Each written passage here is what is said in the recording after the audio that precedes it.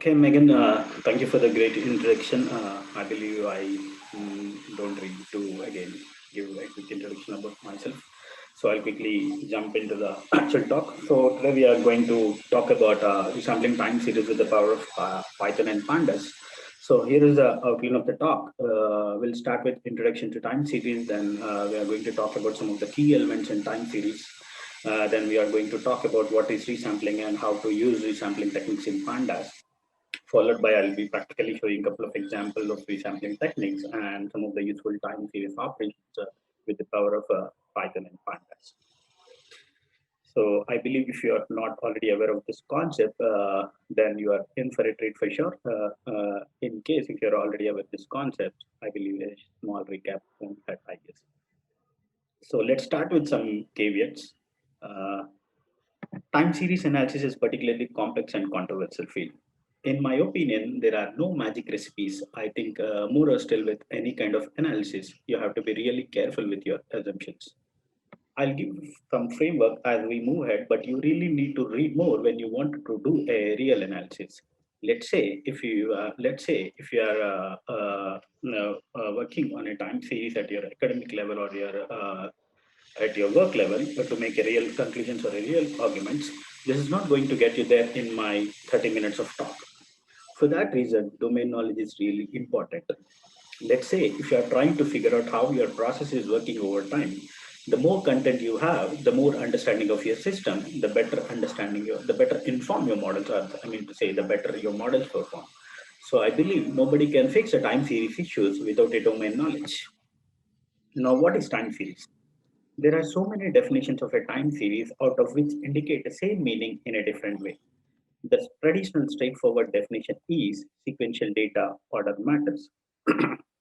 So time series is a sequence of observation taken sequentially in time.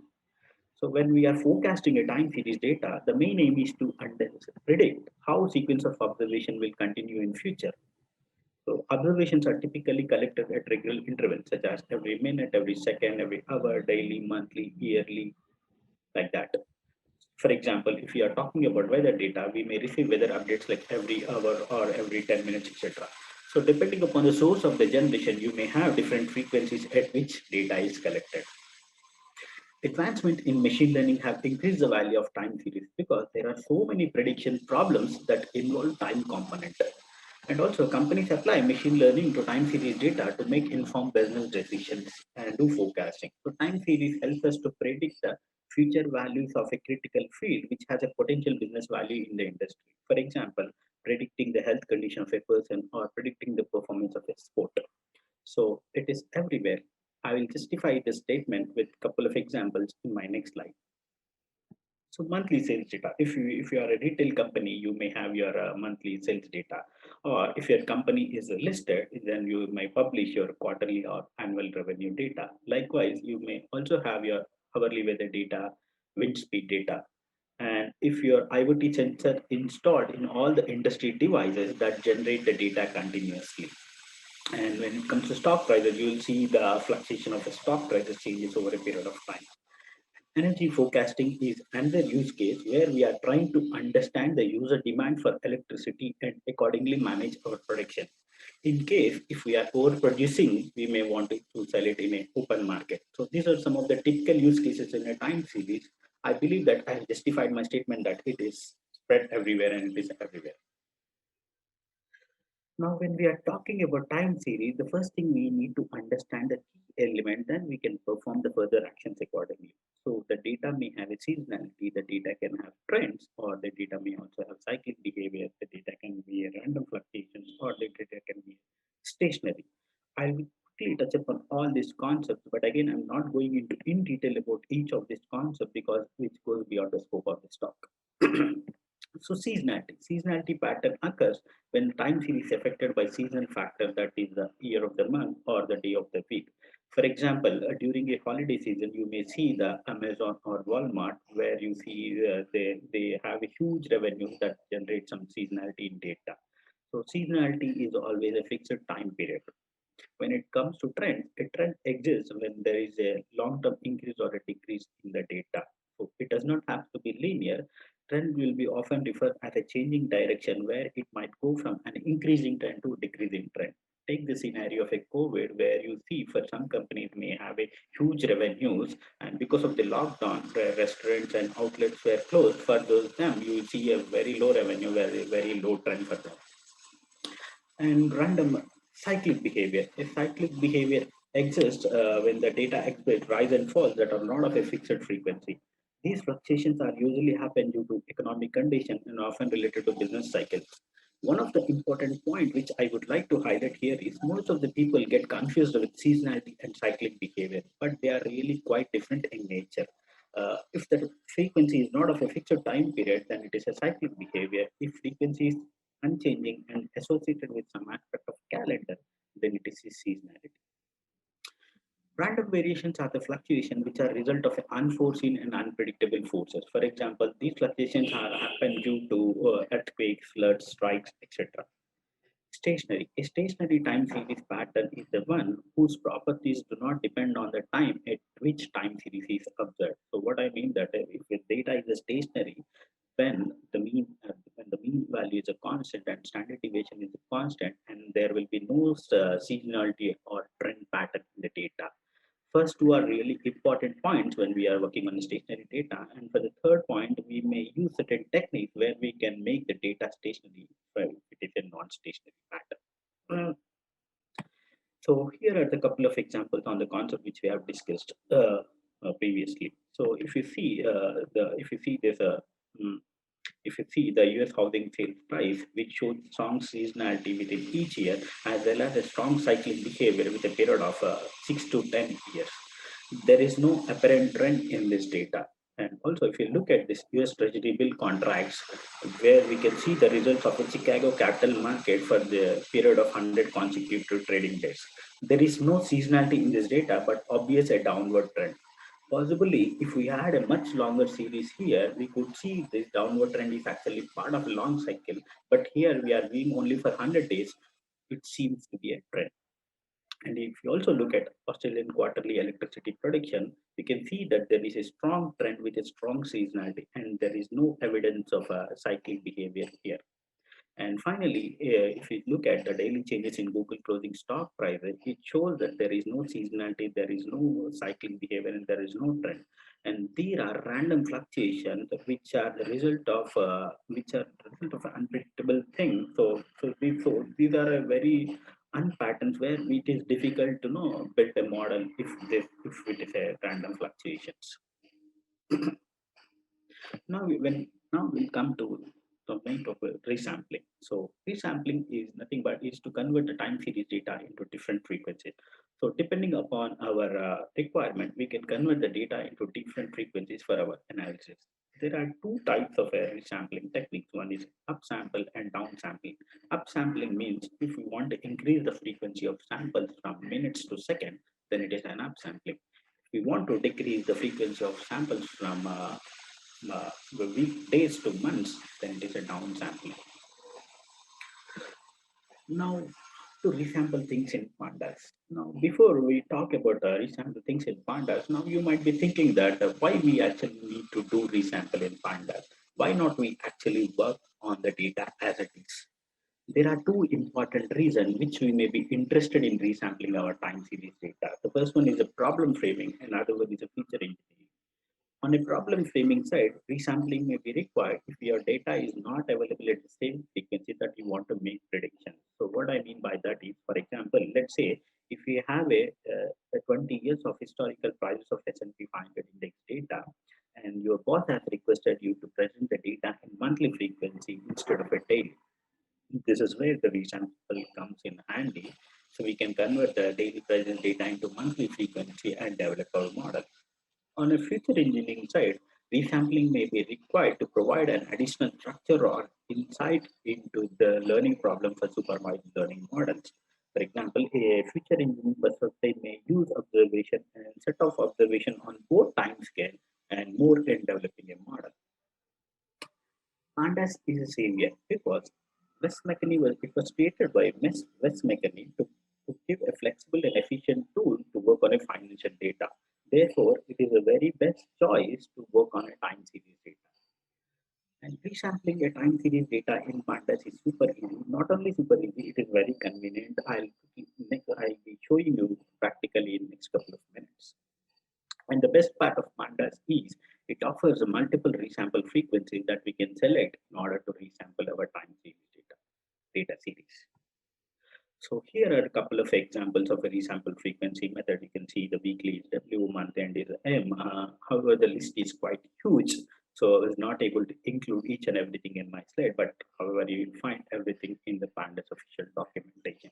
And remember, it is not necessary to remember each and every methods because so whenever you require, feel free to explore the documentation and perform your actions accordingly.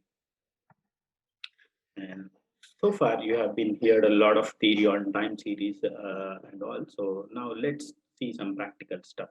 So what we are going to do is we'll load our time series data into a pandas data frame and then we'll convert our data column into a pandas data types. Then we'll choose a resampling method and we'll apply the resampling techniques to our pandas data frame. And finally, we'll show you some of the useful time series operations like rolling, moving, average, and shifting.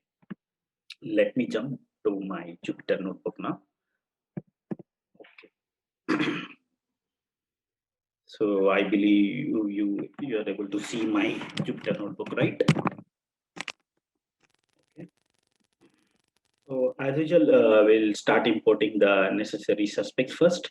Then we are going to extract our data. So we'll be using the Nasdaq index as an example. So we'll be retrieving all the required financial information from the financial modeling PRIP API, which is the source for our data, and we'll be retrieving all the Nasdaq historical prices for the last few years. So in order to extract the data, we need to have an API key, which I have saved in my demo variable. And I have also created a variable ETF, so where I'm calling my request.get function, where I'm passing my URL. And also I have given an argument called NDX, which retrieves the NASDAQ historical prices. And also I have applied a hash string here in order to put the values into the variable for this URL. Once I execute this, you will get a huge list containing the historical price of NASDAQ of each day. Next, what I've done is I have picked this historical key and which we have passed this historical key. Now we can see the historical prices over time. So once I execute this, we can see once I execute this, we can see the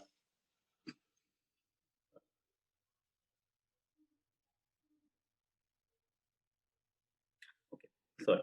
So once I execute C, we'll see a list and each of the elements in the this list are NASDAQ historical prices starting from the recent date. You can see it is the 26/1/2021, which is the recent date for this one. Now, in order to convert this to a data frame, I want to get rid of this list first. So for better data manipulation, so I want to create a loop to go through each of the elements in the list and then add it to the dictionary. With that, I'll convert into a pandas data frame with the dix method. So if you look at this loop, we are extracting the date because we want to keep that, and our dictionary has a key, and this item will contain all the information. So what we are doing is we are creating a nested dictionary here, which contains the daily information of a NASDAQ prices for that particular day. So if you see the 26/1/2000 for this particular day, you will see the information related to all this particular day. Hope this makes sense. Now we are converting the list to a pandas data frame with the help of a tick method where I'm passing my dictionary. So once I execute this, we'll get a NASDAQ, NASDAQ time series data. We get the pandas data frame for NASDAQ time series data.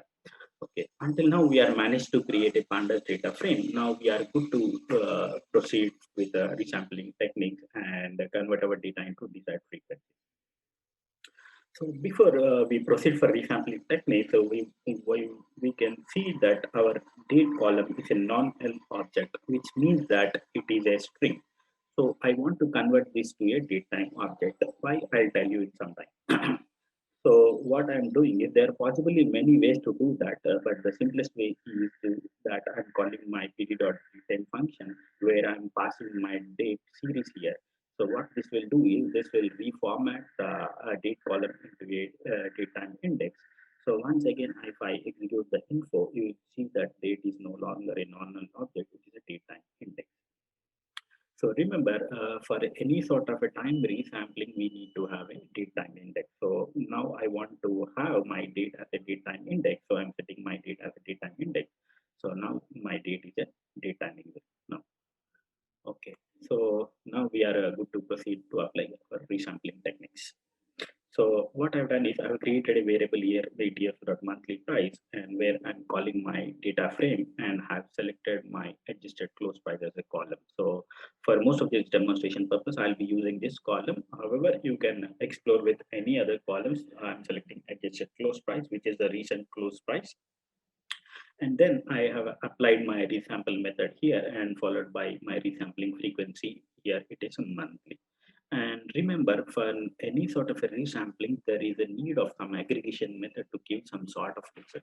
So that's the reason I have applied here a mean function. So once I execute this, you will see the mean prices for monthly for the adjusted close.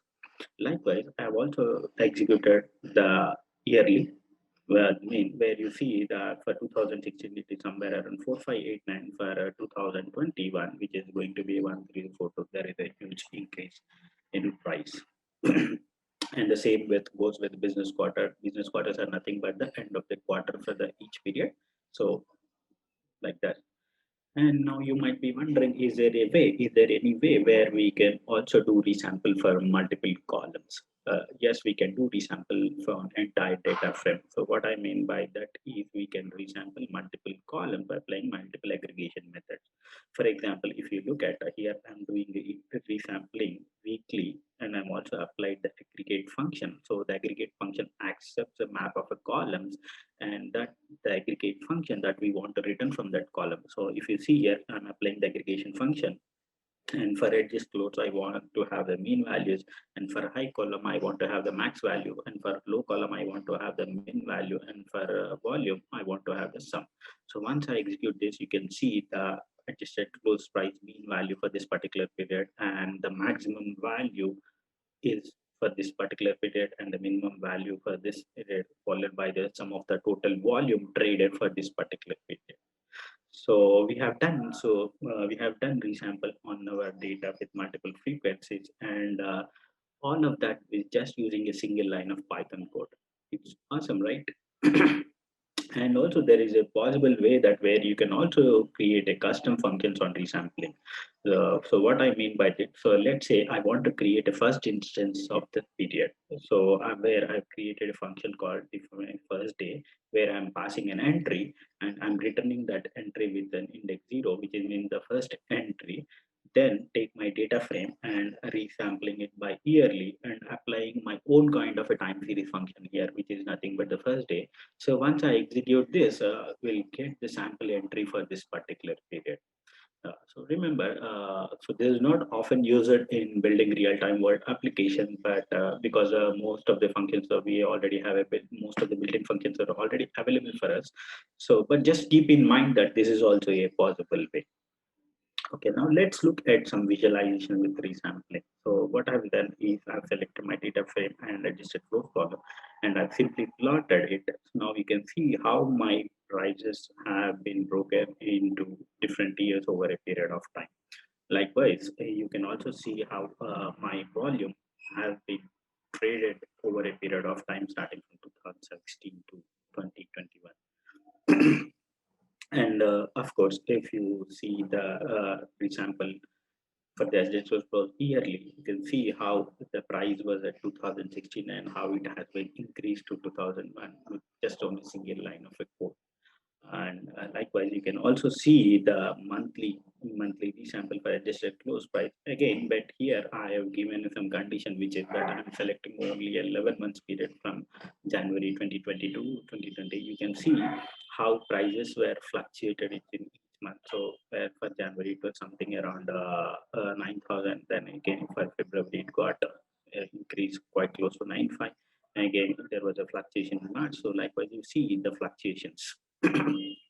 And again again, this is also a yearly high price over period. Here you see a multiple lines of code, but the reason behind it, I have added some, in order to show your graph more elegant, you can use your matplotlib skills and add your different properties so that you can see this is a scatter plot where you see the high prices, how in the prices were high in over a period of time. Okay, next we have some of the useful time series functions, which is the first one is a rolling. So it is one of the most useful function in time series. So rolling means creating a rolling window with a specified size and performing calculations on that. So what I mean by that is here we are selecting the adjusted close price, and where I'm selecting the 10 rows of the data. So for that, I'm applying my rolling function where I'm giving my window size is 5.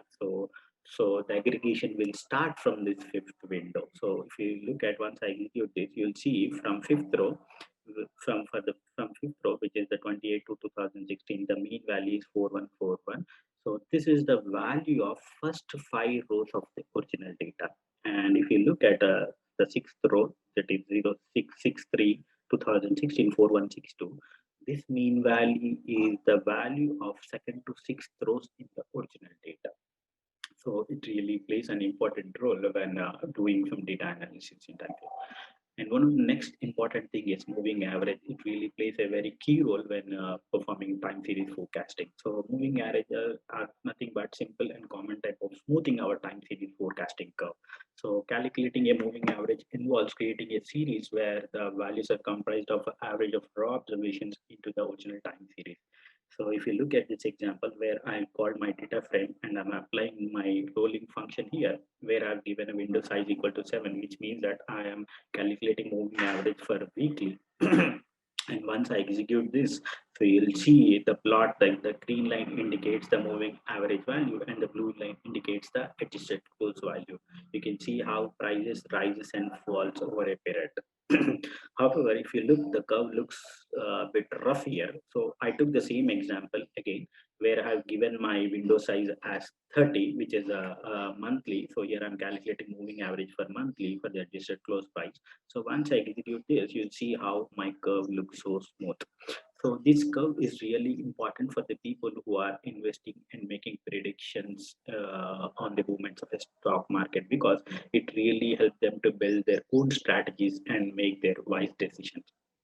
And finally, we have shifting time series data. So time series data analysis may require to shift data points to make a comparison. So depending upon the case to case, we can shift the data points or an index. So if you want to shift down one row, we can just call the data frame and applying the shift function. You just need to give the number here. So once I execute this, you'll see the shift. Once we apply the shift function, you can see the NaN values for that particular row.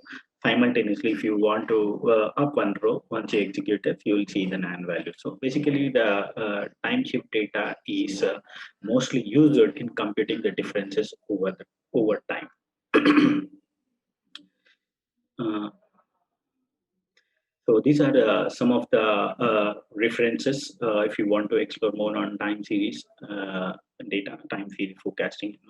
And thank you. It's time to take time seriously, and I'm happy to take questions if you have any.